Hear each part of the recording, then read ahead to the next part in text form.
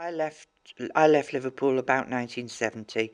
I'd grown up here. I was born in 1942, so by 70 I was almost 30. So I'd spent all my teenage and young adult years, in Liverpool and Liverpool nightlife.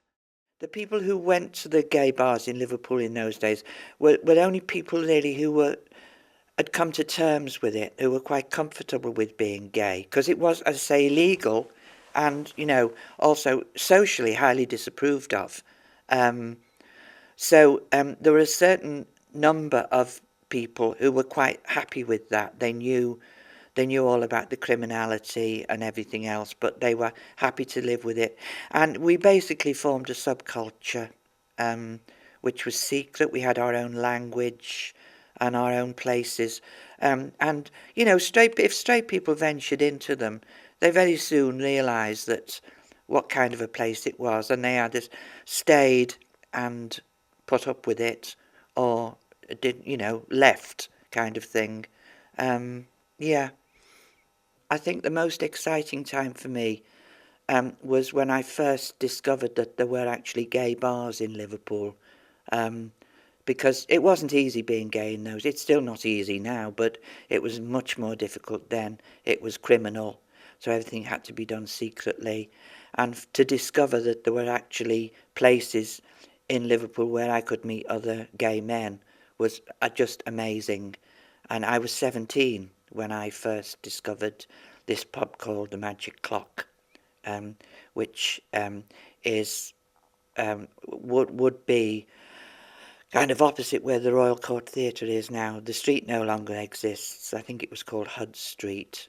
Um, and the Magic Clock was a little, very old-fashioned traditional pub, with stained glass windows and a beaten copper bar top and big brass bar pumps, and a wonderful barmaid called Babs, who had a bleached beehive and Diamante upswept spectacles, and there were a couple of camp little queens working behind the bar.